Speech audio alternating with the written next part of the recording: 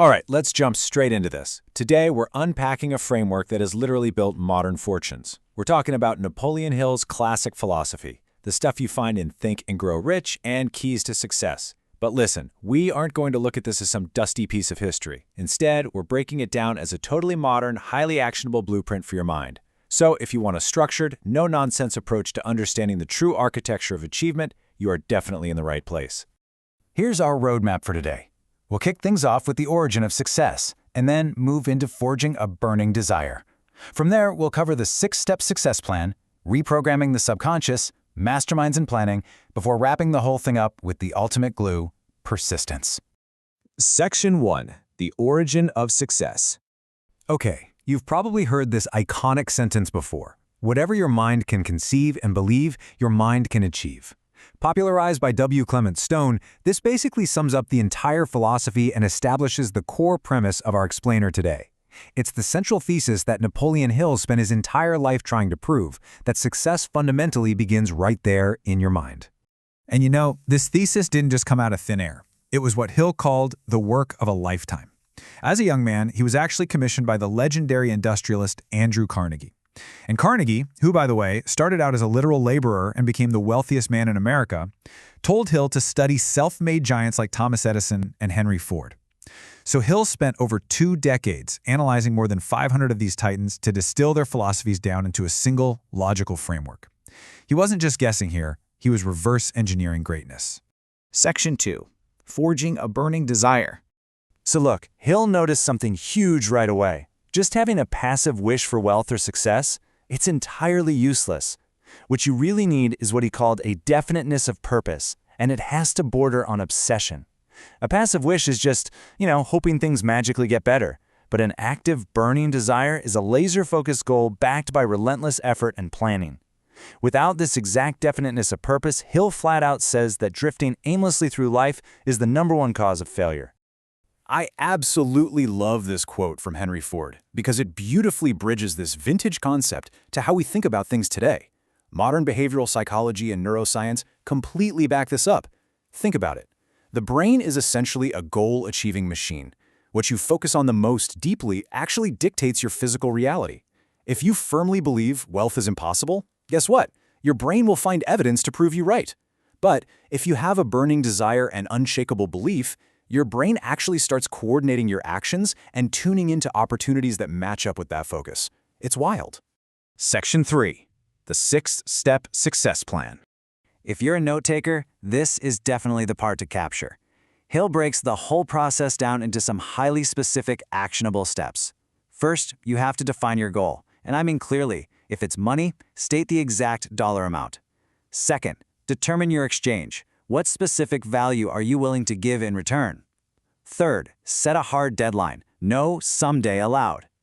And fourth, create a definitive plan and take action immediately, even if you don't feel entirely ready yet.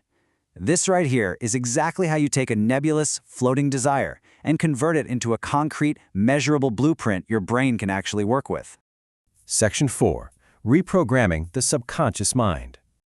Now, to really grasp this, we need to define a crucial term: autosuggestion. Basically, this is the act of reprogramming your own subconscious mind. You do it through repeated positive affirmations, visualizing your goals over and over until your mind finally accepts them as absolute fact. Because here's the secret: your subconscious mind drives the subtle sequences of your life. It decides what opportunities you notice and what seemingly random choices you make. Autosuggestion is just how you ensure your subconscious is working for you, not against you. But there's a really important modern caveat to Hill's work here, brought forward by experts like David Beyer. He uses this brilliant visual metaphor. You literally cannot successfully plant new affirmations without first weeding the garden. If you just scream positive affirmations over top of unprocessed trauma or deep-seated limiting beliefs, those new seeds are going to get totally suffocated by the old weeds. You've got to identify and pull out those old negative programs before your autosuggestion can actually take root.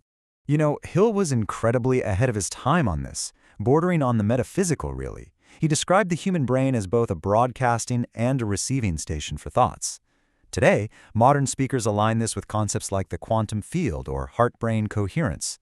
The core idea is that your intensely focused thoughts broadcast a specific frequency, and your heart and mind act as sensory organs that receive intuition, hunches, and specialized knowledge from the environment around you.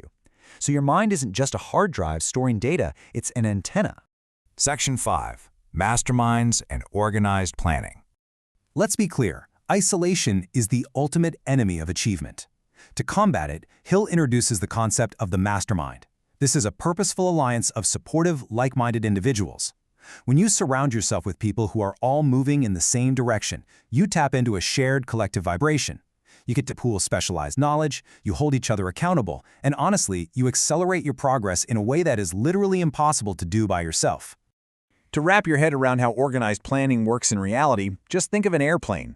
When an airplane flies from LA to New York, it's pretty much constantly course-correcting. Your initial plan is essential. It sets your North Star and gets you out of the procrastination trap. But, as modern interpretations remind us, you have got to remain flexible. You're going to face setbacks, for sure. But those setbacks aren't failures or bad decisions. They're just new data telling you to make a course correction on the way to your target. Section 6. The ultimate glue. Persistence. Let's be real, we all face some massive psychological roadblocks. Hill identified these 6 basic fears that absolutely stop people in their tracks. We're talking about the fear of poverty, criticism, ill health, loss of love, old age, and death. Persistence is that muscle you must develop to push through, say, the paralyzing fear of what other people think. Because most people will just abandon their perfectly crafted plans the very second they run into these fears. Persistence is that gritty mental resilience that demands you keep going, no matter how loud those fears get. Success often comes just beyond the point where failure occurs. This is huge. What you really need to take away from this is that failure is usually just a test of your definiteness of purpose. In fact, motivational giants like Bob Proctor used to read Hill's entire chapter on persistence twice a year, every single year. Why? Because the absolute most tragic thing you can do is quit when your breakthrough is waiting just one step past your current temporary defeat. So, as we wrap up this explainer, I want to turn the lens right back onto you. We've looked at the whole architecture today: the desire, the plan, the subconscious mind, the mastermind, and the persistence. But a blueprint doesn't do anything if you don't actually break ground.